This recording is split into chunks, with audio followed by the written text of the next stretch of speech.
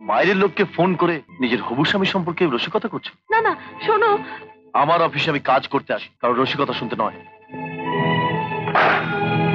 রাত দুপুরে একজন ভদ্রলোকের বাড়িতে এসে হামলা করার সাহস আপনাদের হলো কি করে? আইনের অধিকার বলে। ধনীর ছেলের মতোই তুমি বড় হয়েছিলে, কোনো অভাবই তোমার ছিল না। তবু ওই গরিবের পেটে লাথি মেরে আরো ধনী হবার লোভ তোমার হলো, তাও ওই জঘন্য রাস্তায়। তোর মতো বেশি লেখাপড়া শিখিনি, তাই তোর মতো করে বন্ধুত্বটাকে অস্বীকার করতে পারলাম না। সামনের মাসের 18 তারিখ আমার বিয়ে। বাবার সঙ্গে বসে রুদ্রকান্ত বাবু, মাধুরীর বাবা সব ফাইনাল করে ফেলেছেন। দেখ তপন, আমি বন্ধুত্ব অস্বীকার করলেও তুই যে আমাকে কত বড় বন্ধু ভাবিস সেটা তো এই খবরে পরিষ্কার বোঝা যাচ্ছে। যদিও বা এখনো 1 মাসের ওপর সময় আছে, তবু আগে থাকতেই জানিয়ে রাখলাম, যাতে বরযাত্রী যাওয়ার দিনটা অন্য কাজে আটকে না ফেলিস। অবশ্য যদি বলিস তো আমি মাঝে মাঝে এসে তোকে মনে করিয়ে দিয়ে যেতে পারি। দরকার হবে না, কারণ তোর মতো বন্ধুর কথা মনে রাখতে না চাইলেও ভুলে থাকা খুব কঠিন। তুমি মাধুরীকে বিয়ে করছো? করছি। অথচ এতকাল তুমিই বলেছিলে বিয়ে, ঘর, সংসার এসব তোমার জন্য নয়। এখনো তাই বলছি। অথচ বিয়ে করছো মাধুরীকে। হ্যাঁ, এতদিন ও যতটা তেজ দেখিয়েছে ততটা তো ওকে ফিরিয়ে দিতেই হবে। বুঝলাম না। ও আমার বউ হবে, ঘরে সাজিয়েও রাখবো, কিন্তু এ বিয়ে ভালোবাসার জন্য নয়, ওকে হাতের মুঠোয় পাবার জন্য। ওর আগুনটা চিরদিনের মতো নিভিয়ে দেওয়ার জন্য। বাহ, সুন্দর বলছো তপন। একজনের বুকের আগুন জ্বালিয়ে আর একজনের আগুন নেভাতে যাচ্ছ। চলে আমাকে বিয়ে করার স্বপ্ন যদি তুমি দেখে থাকো, সেটা হবে বামুন হয়ে চাঁদে হাত দেওয়ার মতো। হ্যাঁ, ঠিক বলেছ তপন। আমাদের মতো মেয়েদের এত বড় স্বপ্ন দেখা মানায় না। ওহ জুলি, প্লিজ প্যান প্যানে কথা বলে আমার মেজাজটা তুমি নষ্ট করে দিও না। পেক সাজাও, কাছে এসো।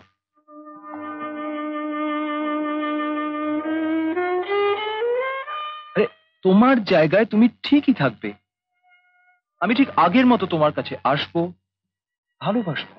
থাক তপন, ভালোবাসার লোভ আর আমাকে দেখিও না। আর ভালোবাসাহীন যে সম্পর্ক এতদিন আমাদের ছিল, আজ থেকে সেটাও আর থাকবে না। মানে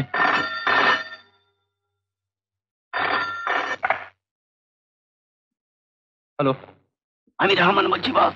পুলিশের হাতে আমাদের সব মাল ধরা পড়ে গেছে। কোন মাল? প্রায় 1 কোটি টাকার মাল। শুধু মাল বস, আমাদের কেউ ধরা পড়েনি। পুলিশ আমাদের খবর পাবে না। তা না পাক, কিন্তু 1 কোটি টাকার ক্ষতি কে পূরণ করবে? মধু কোথায়? ঠিক আছে, আমি এক্ষুনি আসছি।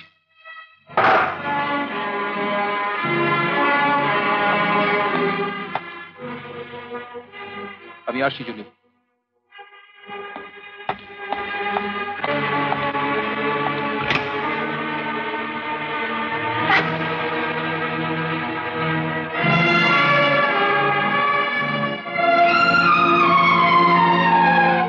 আমার জীবনটাকে শেষ করে এবার বিয়ে করবে মাধুরীকে? কি বলছেন আপনি? আমি সব সত্যি কথা বলছি মাধুরী দেবী। টাকার লোভে নিজের অনেক সর্বনাশ করেছি আমি। কিন্তু একটা মেয়ে হয়ে আর একটা মেয়ের সর্বনাশ হতে দিতে আমি চাইনি। তাই তাই আপনার কাছে ছুটে এসেছে।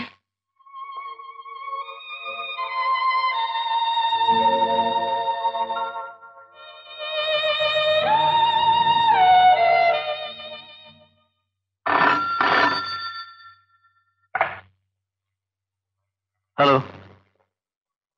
আমি আমি মাধুরী বলছি। হঠাৎ?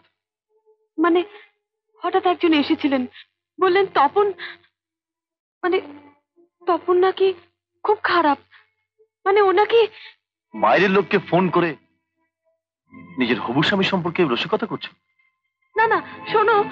আমার অফিসে আমি কাজ করতে আসি, কারণ রসিকতা শুনতে নয়।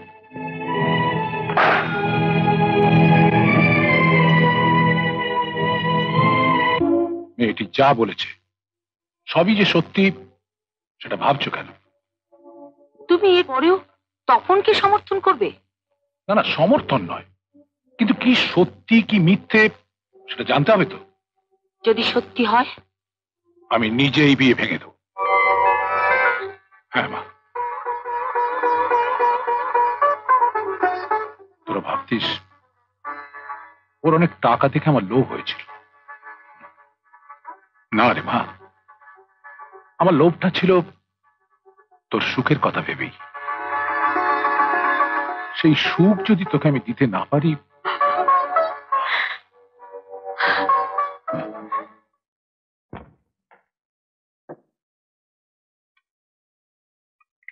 জুলির খবর পেয়েছিস? না বস, হোল্ডেতে অন্তত 10 বার গেছি। আমিও 3 বার ফোন করলাম, রিং হয়ে যাচ্ছে, ফ্ল্যাটে নেই।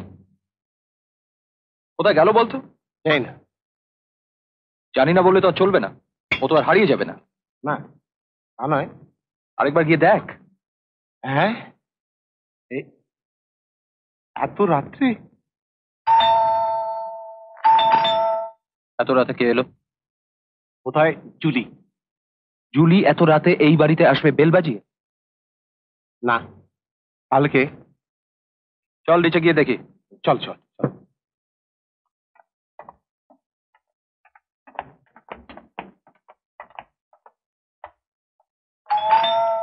দাঁড়াও। কে? আমি দরওয়ান হুজুর, জুলি দিদিমণি এসেছেন। ইডিয়েটার কাণ্ড দেখেছিস? আমি তো বললাম না বস, জুলি এসেছে। যাও, তুমি গিয়ে শুয়ে পড়ো।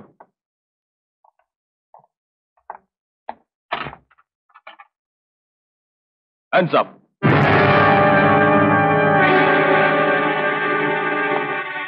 আপনি?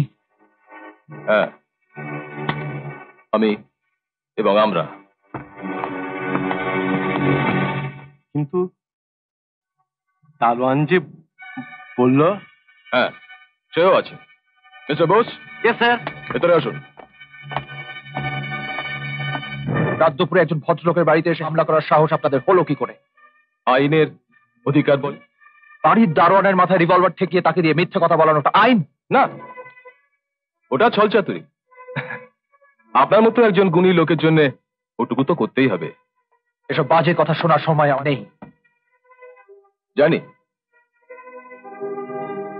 আপনি ব্যস্ত লোক, তবে এবার বিশ্রাম পাবেন। Mister Bose, handcuff. দাঁড়ান, আমার বিরুদ্ধে কি চার্জ আছে আপনাদের? যা আপনি আপনার দল বল করে চলেছেন দীর্ঘদিন ধরে, সেই চার্জ।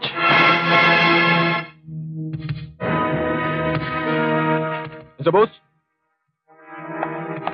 এই ধরো কে? কি হয়েছে অফিসার?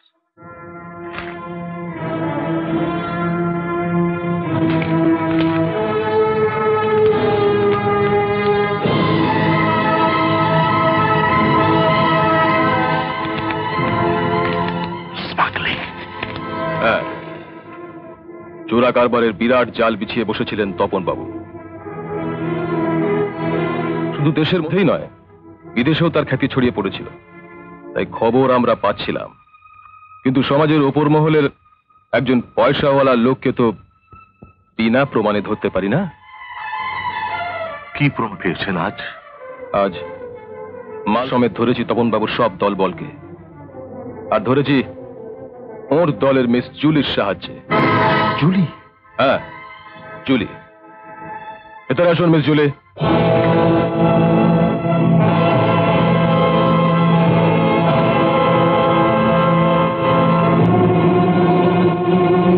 বামন হয়ে চাঁদে হাত দিতে চেয়েছিলাম, পারিনি, তাই চাঁদটাকে একটু নামিয়ে আনলাম তপন।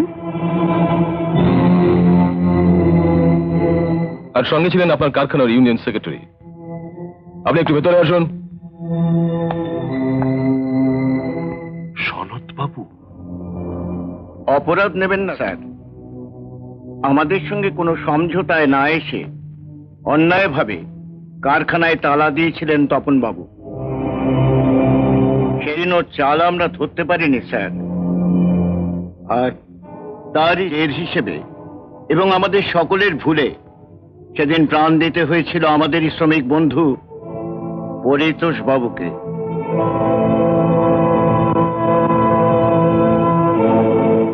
তাই মিস জুলির সাহায্যে তপন বাবুর মতো অপরাধীকে ধরিয়ে দেবার কাজে এক কথায় আমি এগিয়ে এসেছি স্যার।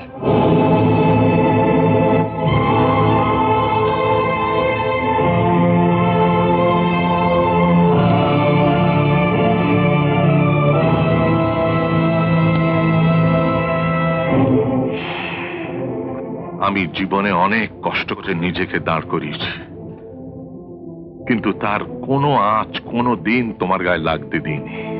ধনীর ছেলের মতোই তুমি বড় হয়েছিলে, কোনো অভাবই তোমার ছিল না। তবু ওই গরিবের পেটে লাথি মেরে আরো ধনী হবার লোভ তোমার হলো, তাও ওই জঘন্য রাস্তায়।